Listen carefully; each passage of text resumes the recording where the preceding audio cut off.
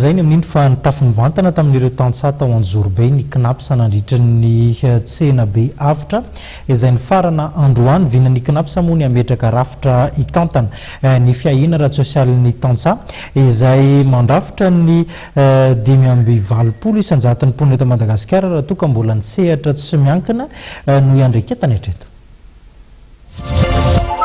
Zofototra maolona ny fiahiana ara-tsosialy ka tokony samy sitraka izany ny olom-pirenena tsirairay. Eto amintsika dia ny CNaPS no didiny lalàna hitantana izany ho an'ireo mpiasa amina sehatra tsy miankina araka ny voalazan'ny satan'ny feniasa sy ny lalàna an-dranomasina.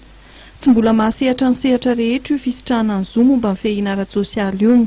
Tsy tafiditra amin'izany ohatra ny olom-pirenena velona amin'ny asa tena sy amin'ny sehatra malalaka toy ny tantsaha ka efa eo am-pandiniana fikarakarana azy ireo ny CNaPS.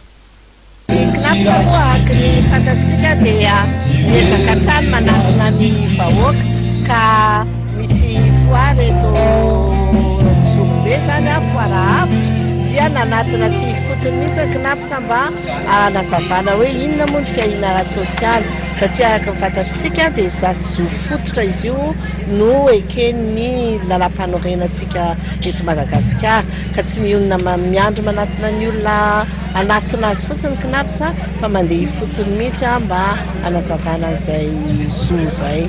Tafiditra amin'ny politika fanatonana mponina izay efa fanaon'ny CNaPS nihetsika amin'ny alalan'ny trano eva sy ny vela-kevitra rahana fanontaniana iresahana manokana ny tontolon'ny asa. Nampahafantarina ny mpitsidika amin'ny fomba fikarakarana ny atotan-taratasy rehefa mangataka fanampiana. Nisy ny torohevitra ho an'ireo voanokatra orinasa. Ankoatr'izay dia tombontsoa amin'ny tamin'ny trano eva ny fijerena ny kaonty manokany mpiasa. Efa vinan'ny tahiry-pirenena ny hametraka rafitra hitantanana amin'ny fisotrondronon'ny tantsaha ary efa nisy ny fanadihadiana ifotony natao izay niarahana tamin'ny tranobe ny tantsaha.